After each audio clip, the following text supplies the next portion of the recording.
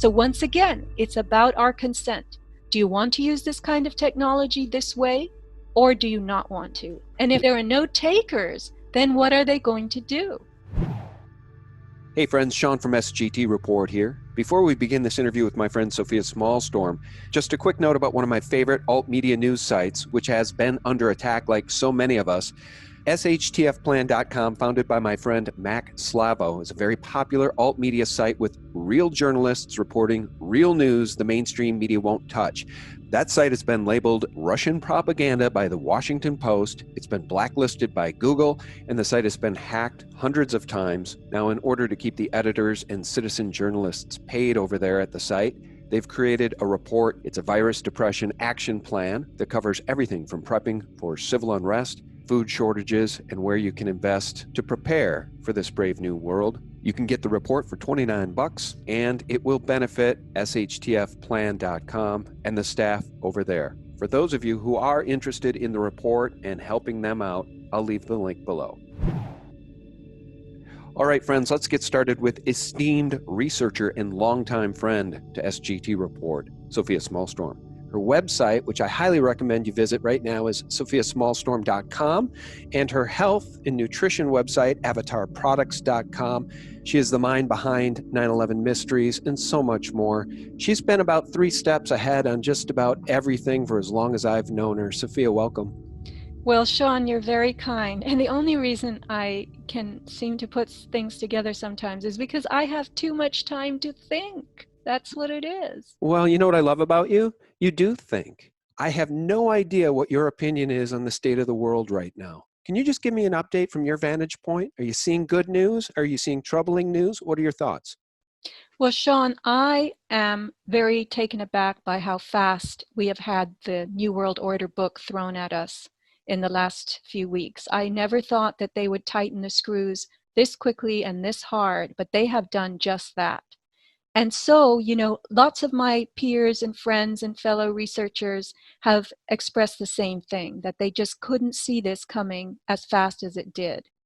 And I believe that the perpetrators studied storyboards for many, many years. They came up with the best one in their opinion, and it has worked. This virus thing, we've been conditioned through computer viruses to dread the idea of a virus. Computer virus will mess up your computer. You have to get an antivirus. Now we have this supposed biological virus going on. But Sean, here's what I have to say to people. We are Olympians. We've been training for this. You and I, who've been doing this research, we've gone through all kinds of throes of paralysis and dismay and, optimism alternately, maybe all of those things at once. And there's been kind of a confusion in the alternative research world as to when it's going to come down, how hard, and so forth. But guess what? It's here now. And as the Hopi elders would say, we are the ones we've been waiting for. We are Olympians. These are our Olympics. We have trained. So let's not sit here and be frightened any longer.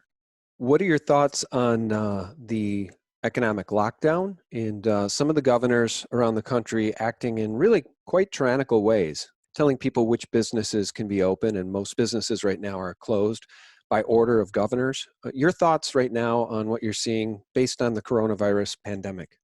Sean, in the beginning, as soon as I learned that businesses were told to close, small businesses especially, I saw this as an economic heist that has been planned for a very, very long time. And the huge crying shame and tragedy of this is that so many people who came to America, even, I know 3 Vietnamese tailors who have tailor shops, and these people were trained in Australia and London. I mean, they can make Savile Row suits, and they have put everything. They have worked their fingers to the bone, to say nothing of Americans who've done the same thing. And they have built small businesses with pride and with every bit of energy they could muster. And now those places are closed because of something that is hardly killing anyone. In my opinion, this thing was made out of whole cloth, this COVID-19. And you can bet, Sean, that because this is COVID-19, They're going to throw COVID-20 at us, COVID-21, COVID-22. They're going to be telling us the virus has mutated. You got to get your vaccines. The vaccine lots are limited. Rush to Rite Aid, get yours now. But really and truly, this is the economic takedown and the social distance separation that they've given us. You can't stand near a stranger and exchange thoughts about this on the checkout line, you know? So we have to muscle up. What happened to Thoreau's civil disobedience? Why is everybody just shuffling, you know, to the tune of this thing? That's what I'm asking. I tell at least one mainstream person, one stranger every day what I think, even if I have to blurt it out. Yeah, you say we're the ones we've been waiting for. Never has that been more true than in Michigan. The people have taken to the streets to try to teach that tyrant Democrat Governor Gretchen Whitmer a lesson.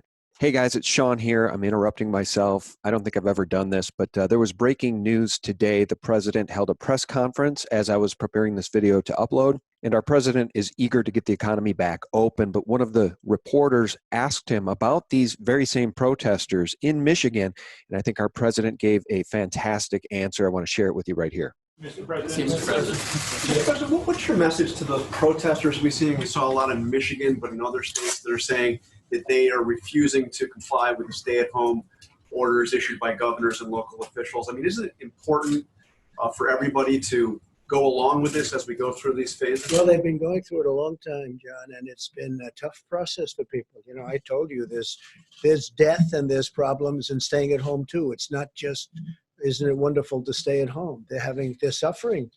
This country wasn't built on that principle. It was built on an exact opposite principle, actually. And I watched in one particular state where they want to get back. They want to get back. They were very strict sanctions that were put on people. That was probably the most strict of all.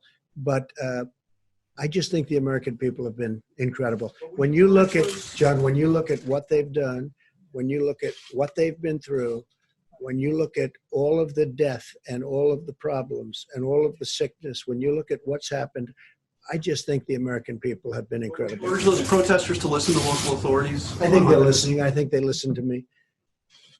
They seem to be protesters that like me and respect this opinion, and my opinion is the same as just about all of the governors. They all want to open. Nobody wants to stay shut, but they want to open safely. So do I. Okay, guys, we're going to pick it up where I interrupted with the rest of my question for Sofia and then her response. Not only have they taken to the streets en masse, residents are suing over her coronavirus pandemic orders. She's being hit by federal lawsuits. But get this, the tyrant is doubling down. She's claiming protesters are spreading the virus, making it more likely the state will continue its strict, and I would add completely unconstitutional, lockdown measures. Sofia, some of these state governors are absolutely out of control. They need to be thrown out of office, impeached, whatever. We the people do not have to stand for this. We're sovereign human beings, but it does beg the question, why aren't we seeing more protests like the ones we're seeing in Michigan? Why aren't people all over the country taking to the streets and defying this open tyranny? Sean, I have to call attention to the plastics, the estrogen mimicry in chemicals that we've been dealing with, and the American male or males in America have been exposed to feminizing chemicals, feminizing compounds. Their testosterone production is way down. I've learned that a man today has half the sperm count of his father and grandfather, certainly. And so I think this is contributing to this, you know, mealy-mouthed acceptance of what's happening. And I was told by someone whose brother is a deputy sheriff here in North County that he has been walking the beach and shooing surfers off the beach. I mean, can you imagine in California telling surfers they can't surf?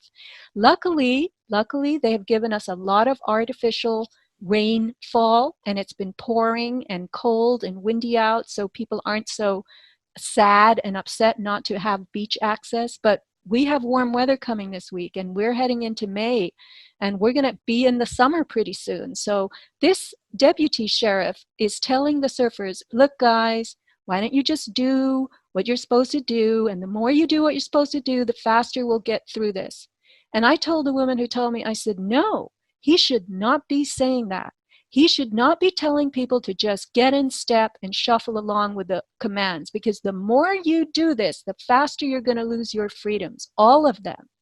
So I'm told that the people in blue who are enforcing this, because this couldn't be enforced if the uniformed people of this country were not doing their job. But at some point, everybody has to think. The policemen's children are stuck at home. They can't go to school. They even removed the swings from the local playground. So what are children supposed to do? I've heard from another law enforcement officer in Virginia that there's now mayhem among adolescents. They're starting to loot. They're getting out of control. They're starting to, vandalize. So when is that going to take hold if there's enough testosterone? I don't know. Well, that's what's been troubling me too, is the propensity for so many of these police officers to act like jackbooted thugs. And you've probably seen the video of the paddleboarder who was arrested for daring to be out in the ocean by himself off the coast of Malibu just a week or two ago. And that's the part that really troubles me. I agree with you. I wonder why so many of these cops are so eager to now behave like jackbooted thugs in the name of this coronavirus lockdown and social distancing and sheltering in place. That's what I find most troubling, to be honest with you. Well, Sean, I was informed by a police officer in another state, not California, but this extends to every state in this country, that a ticket, a citation, is an offer of contract in commerce. And you can accept the citation. I mean, they really can't cite you unless they know your name. And if you give them your name, that's one thing. They can escort you to your vehicle where you have ID. But the fact is, if you are given a ticket, you have 3 days to decline that offer of contract in writing. So people need to know this. These are $1,500 fines that they're levying every which way here when you go to the beach or you're in the park. But that is an offer of contract in commerce. So I think people have to start looking up what the legal latitude is with this, because you do not have to pay that. You can decline it in writing. It's like any contract. You have 3 days to look it over and then to say no, thank you. Well, maybe you can provide me a link to some information about that. I'd be happy to link that below, because in the case of that paddleboarder off the coast of Malibu, he was arrested, taken off the beach, fined, I think it was $1,000, and he's facing 5 years in prison for being out in the ocean during this thing. It's just madness, Sophia, and I don't think any of us could have imagined where we are right now just 6 months ago, a year ago, 2 years ago. I want to play a clip here for you in a second. President Trump declared a national emergency on March 13th. Before I play the clip, your thoughts on the significance of that? Well, once again, this is training to obey, comply, give your freedom up. We are going to protect you from this thing. And Sean, they want us to abhor our own flesh and blood. This thing, this virus, first of all, viruses are inorganic. They don't live on anything. And I have my own theory as to what they are, which I'm now exploring with a medical researcher who's a specialist in forensics. But the virus, just loping out of every corner and getting us and knocking us down. This is just late-term colds, flus, respiratory illnesses in very old people that they are charting as coronavirus deaths. And so what is the Trump emergency about? It's about making people believe that something is going on that really isn't going on, and seeing how quickly and how obediently they march to the tune of it. But overall, Sean, this is a segue. This is the red carpet into transhumanism, the transhuman agenda, because they want us to absolutely have, revulsion for our flesh and blood, which they are telling us is crawling with contagion and germs and contamination. And the day will come when people will say, oh yeah, take out my nasty red blood. Give me some technological sterile replacement fluid. That's where I see this going. Well, Sophia, let me play this clip for you here. I know that FEMA was in place in New York City for an exercise the day before 9/11. So President Trump declared a national emergency on March 13th. Then on March 19th, he and Vice President Pence were at the FEMA National Response Coordination Center. And I just want to play this clip for you, and you tell me what you think. Well, Mr. President, Vice President, thank you for being here. Really appreciate your visit to FEMA. I think your visit really, as you indicated last week, by signing the national emergency, has really empowered FEMA, Could you hear that okay? Yes. Okay. So FEMA has been empowered. Your thoughts on the state of the Constitution and FEMA being empowered based on that national emergency declaration on March 13th?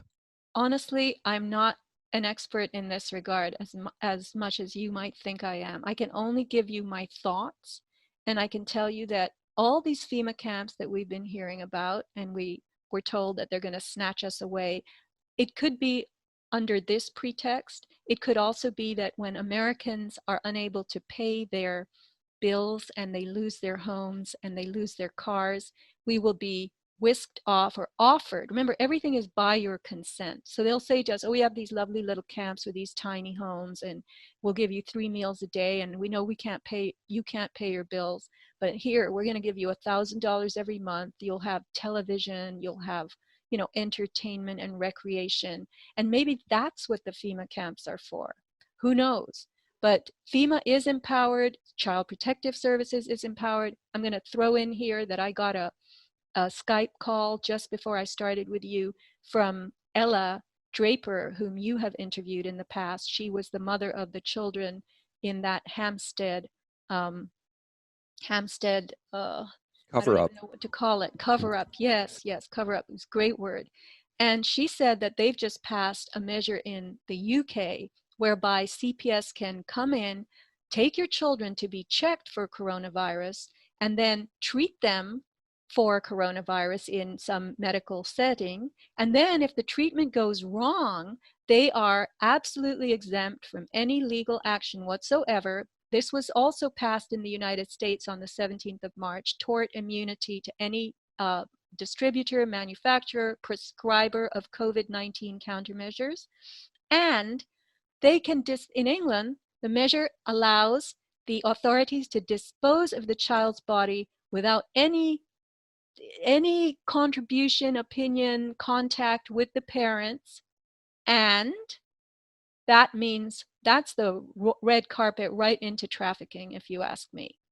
Parents have no rights. Children are taken away for coronavirus checkups, and then they die from the treatment, and they're gone. These are troubling times, and it feels like they're throwing everything in the kitchen sink at us. You mentioned Ella Draper, and of course, I've interviewed Ella, and I have done some documentary-style work about that story. The father of those children, Ricky Dearman, let me just share this with you. A couple of years ago, maybe less, there was an eBay commercial. I don't know if you saw it, but it featured Ricky Dearman and those 2 children, and he was given some sort of small business award for eBay. Now, you can't make this stuff up. I was shocked when I saw it. I think I did a video about it. And the reason I share that with you is because this stuff is so in our face at this point. By the way, did you see that commercial, that eBay commercial? Yes, I did. Okay, I want your comments on that in a second, because now we're seeing a Microsoft commercial featuring Spirit Cooker, quote unquote, artist Marina Abramovic. In the Microsoft commercial, they're sponsoring her along with Christie's. They're sponsoring some new art exhibit with the Spirit Cooker. So they throw this stuff in our faces, and sometimes we feel like we're winning the battle because we're truth tellers and we're getting the truth out there. But then they turn around and they put Ricky Dearman in an eBay commercial and Marina, the Spirit Cooker, in a Microsoft commercial. It's their club. These people are all club members, and they are, promoted and used as magnets to attract us to the club and to the outer orbits of the club, to have us enjoy what the club is putting out for us. But here's what I have to say. Are you aware of the MoMA, I think it was Museum of Modern Art exhibit, live exhibit with Marina Abramovic? Do you remember that, where she sat there? Yeah. And look, how many people lined up so they could sit in front of her for 5 minutes and stare into her eyes? Now, this is the problem. Had there been no people, that thing would have been useless. But people came to that. So I'm saying, don't give this your attention. Don't forgive these people and their creations. Don't go to the Hollywood movies. Don't watch the stupid, gross, sickening TV dramas where people are getting stabbed and knifed and killed every 5 minutes in what's considered a, you know, a appropriate for home television, women's channel story. My God. So what are we doing? It's not us. It's not, we're not even the ones. It's the people we know. And we're obviously having very low effect on our neighbors because our neighbors clearly must be subscribing to all this stuff. So we are in the Olympics now. We are going to roll up our sleeves and we're going to do the pole vault. We're going to do the shot put. We're going to do the 100-yard dash. We're going to do what we were born to do. And we're going to be excited about the big job we have in front of us. Well, flesh that out, though, for me further, because I'm with you. We're not in their club. We're not going to participate in their club. But at the same time, they're restricting our freedoms based on this coronavirus. They've already left the internet open, the telephone open. We can reach out to people in our circle, our greater circle, people who don't understand what's going on. There are a lot of people, Sean, who are confused out there. They might be mainstreamers, but they don't understand why this is hitting so hard. And we can explain certain things to them. Let us use the channels that are open to us. We are allowed to exercise alone. We are allowed to go out. We are allowed to run. The running boom is back. People are bicycling.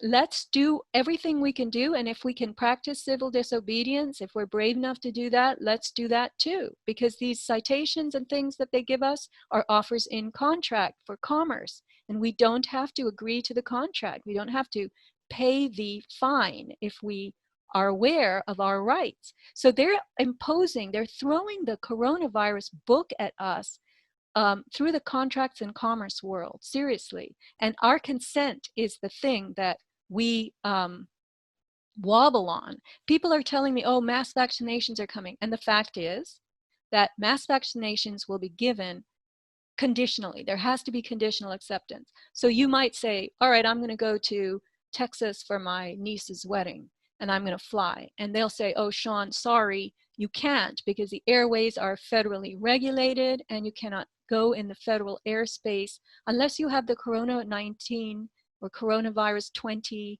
vaccination or both. And you'll say, all right, well, I don't want to be vaccinated. And they'll say, okay, well, then you can't fly. So that's cut off your list. Maybe you'll say, I'll drive. And they'll say, well, sorry, but the state borders are closed to people who don't have the vaccines. So then you curtailed once more. But every time we agree to be curtailed. I'm not a person to push for mob scenes and violence, but I have to say that our numbers outnumber their numbers, and it's our people in blue. We have to appeal to our people in blue. I mean, do you know anybody in the police force? Do you know anyone? These hospital workers. I mean, seriously, this deputy that I heard about from my friend, he's gone to the local hospital to look and see if there's coronavirus ambulances. Is dead. It's dead as a doornail. Well, let me just say this, a couple of things. I'm a little shocked that at this point in time, with the U.S. Constitution and the Bill of Rights, you had to use the term, we are allowed. We are allowed to run. We are allowed to walk. We are allowed to go outside. In some states, people aren't allowed to go out running. We're not free if we have to say we're allowed to do certain things and we're not allowed to do other things. It's true. You're exactly right. This is the thing.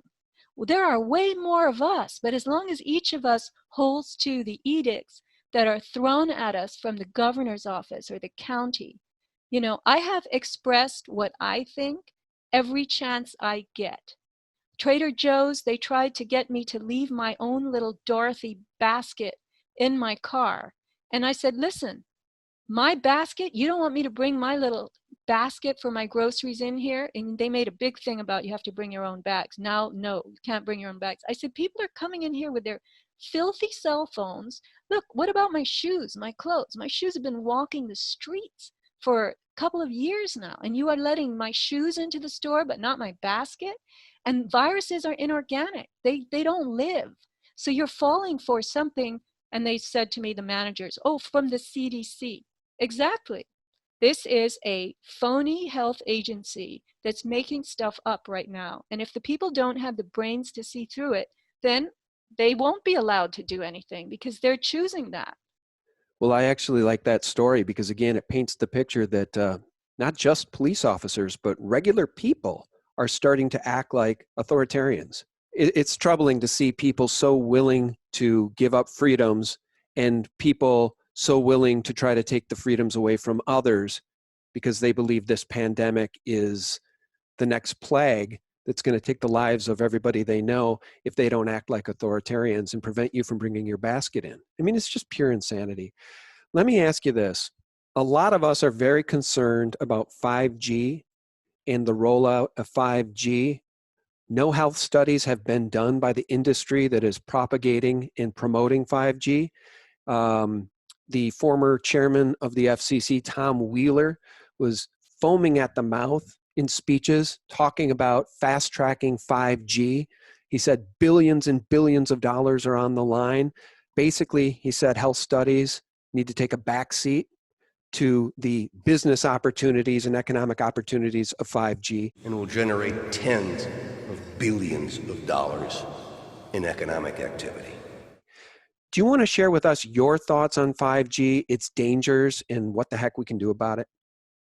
Yes, Sean, thank you. A lot of people are actually connecting the 5G slam out to the coronavirus pandemic as well, so I'll get into that too.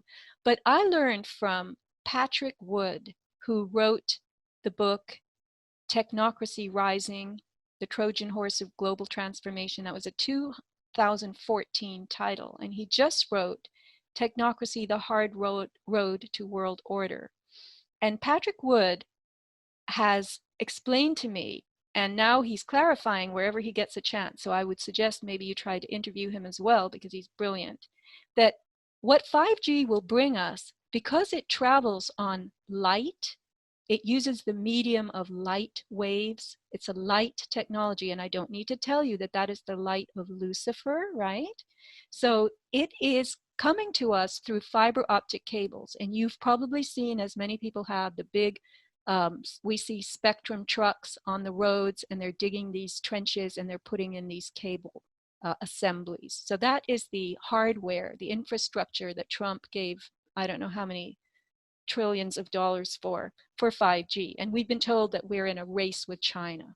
Okay, now 5G allows our lives to be modeled and examined by AI systems in real time, because the data traveling over light means there's no latency, there's no lag time between the release and the receiving of that data, the transmission and the fielding of it.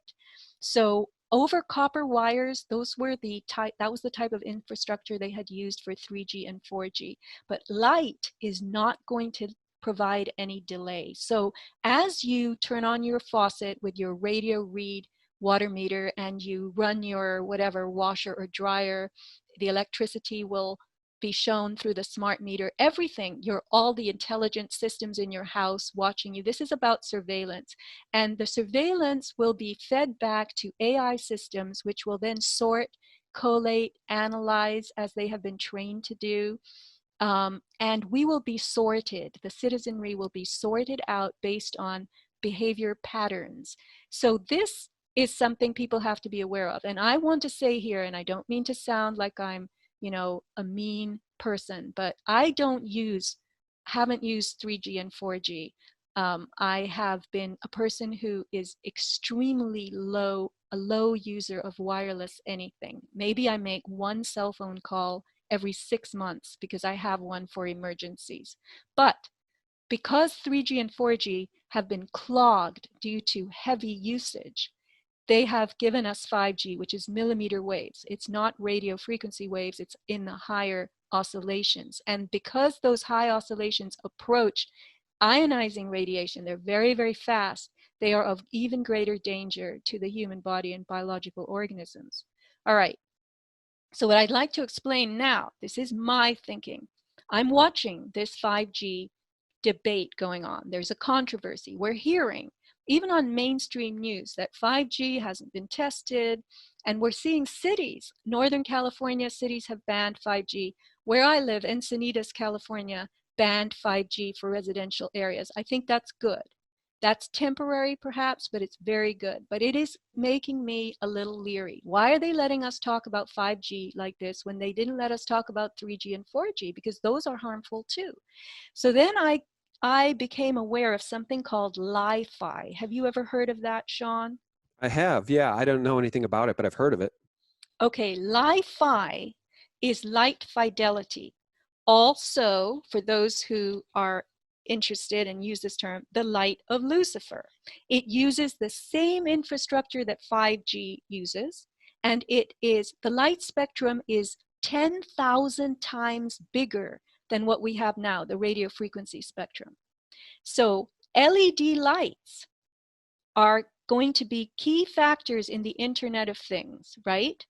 They can deliver internet access at 100 times the speed of Wi-Fi. And the way this works, you have an LED lamp in your room, and the light bulb is a LED bulb with a special photodiode in it. It's not expensive. We will be able to get those. And then you simply move your device, like your iPad or your phone, into the light, and boom, it will download videos. The internet will, everything you want happens. It can download at speeds of over 200 Gbps, gigabytes per second, fast enough. This is 23 DVDs in 1 second. And it uses the LED flickering, which is thousands of times every second. And once again, this is what I think they're going to bring in. They might do the Hegelian thing where they're proposing 5G and people are going, no, it's very dangerous. And then they'll say, okay, here's Li-Fi. How do you like that? It's just light bulbs. You all have had LED bulbs in your house for years. You're not afraid of them, right? And people go, no, light bulbs. Yeah, I'm good with that. So here's something that they could throw at us or introduce at the last minute. And they've already got the hardware ready for it, the cross-country, transatlantic, trans-Pacific hardware. So think about that. Yeah, the old rope-a-dope. Yeah, and so what I want to say is that human beings are not okay with LEDs. They are very bad for biology because they fool your photosensitive biological mechanisms. There are loads of transactions that go on in your body, biochemical exchanges and all these programs, you could say, that run depending on the time of day. And you know, when I wake up in the morning, the first thing I do, my eye wanders to the window, I look at the light and I think, oh, it's going to be a nice day, or oh, it's cloudy. But what I'm really doing is I'm getting cues from the daylight that it's time to wake up. And that is predominantly blue light in the early morning, ultraviolet. And then as the sun moves and the light gets warmer and yellower, the thermal component builds, those wake up modules in my body start shutting down, and maintenance modules wake up and get going. And then as the sun progresses into the late afternoon and the rays become more infrared, the hurry and do the daytime maintenance stuff starts shutting down, and your body starts going into evening mode. So with these artificial LEDs everywhere, which are not full spectrum and which are definitely messing with your photobiology, we're going to be in serious trouble. But also, our body uses its gap junctions between cells to communicate through another kind of light, infrared light. And this is where the cells talk to one another and they say, hey, I'm sick, I'm hurting, send something to help me. Cells are neighbors of one another exactly the way we are neighbors of one another without this stupid 6-foot separation. We should be able to communicate with one another. They're closing that off, and the LED mechanisms of data transmission and home illumination are going to close off our biological communication systems. So once again, it's about our consent. Do you want to use this kind of technology this way, or do you not want to? And if Yeah. there are no takers, then what are they going to do?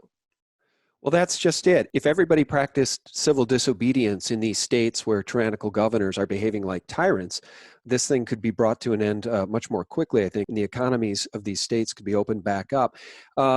So you mentioned LED lights being unhealthy. Now, I just went to your site, avatarproducts.com, because I remember seeing LED lights on your site. And you're saying these are healthier LED lights. Let's just plug your site, avatarproducts.com. If you guys want to support Sofia, head over there because, look, we're all being hit by a barrage of different incoming New World Order missiles, and we're all feeling the effects. Tell people about these they're full spectrum LED light bulbs. You have them on your site. How are these healthier than the LEDs that you just were a critic of? The LEDs that are out there are very, very blue. They make your body think that it's always night, according to Dr. Wunsch, Alexander Wunsch. He's a German photobiologist. They prevent the proper sequence of biological events that occur within us, and that's as the light moves through its full spectrum. So I would suggest that if you're going to have LEDs, these are 85% more efficient than incandescents. And there is a warm version at the 2700 Kelvin. So that's more like the incandescent bulb. And then there is the bright version. So if you live in a northern area and you have a lot of cloudy days, you might want to get that 4000 Kelvin. That's the bright white. And that would be good to have on in a dark room during the day. But these LEDs, they do not flicker. And I've only had 1 or 2 complaints from people, and I have sold now thousands of these LED bulbs since we did a show with you last time. And I thank you from the bottom of my heart. Whenever I do a show with you, I always get a lot of customer response, and people have been very happy with them. So these LEDs do not blind you. I've also heard that they destroy the conventional LEDs, destroy the photoreceptors in your eyes, and eventually they'll give you blindness. So this is what you want to avoid at all costs.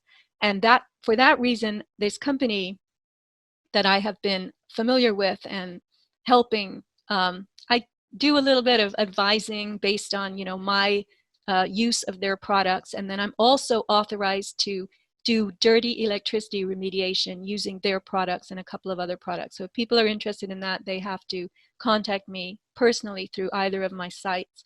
But Sean, I'm going to say this. Not everyone believes what I believe about the coronavirus. If you really think there's a pandemic out there and you really want to prevent your body from falling prey to it, I would say use that tried and true product, iodine.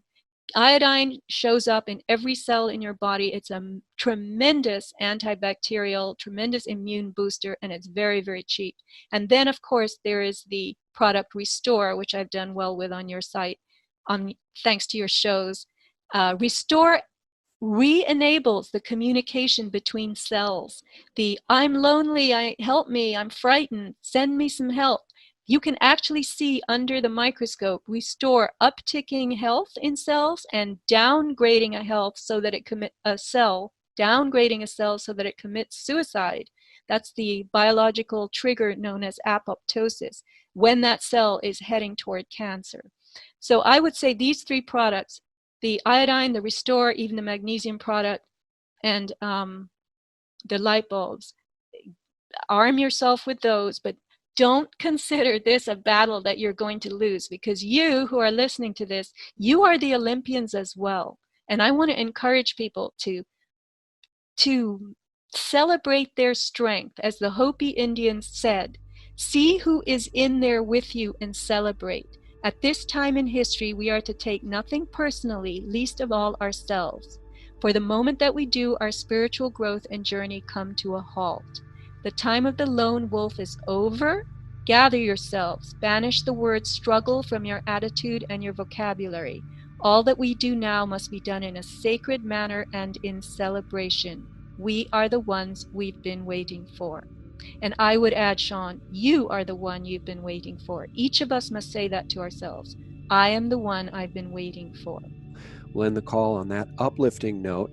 Guys, I'll remind you, Sofia's websites are sofiasmallstorm.com and avatarproducts.com. I will try hard to remember to link to both of those in the more information section below. Sofia, thanks so much for your time today. I appreciate you. You are very welcome. I really hope that we all get in this movement together and we know exactly how to move. Follow your instincts. Yeah, and trust your gut. All right, guys, thanks so much for tuning in. Thank you, Sofia. You're welcome. Thank you. My pleasure. And friends, for real news 24/7, you can visit us directly at sgtreport.com. The antidote to corporate propaganda and mockingbird mainstream media lies. God bless. Bye-bye. And I feel we are at that point where it's like, this looks pretty damn scary. And at the same time, I really feel a lot of hope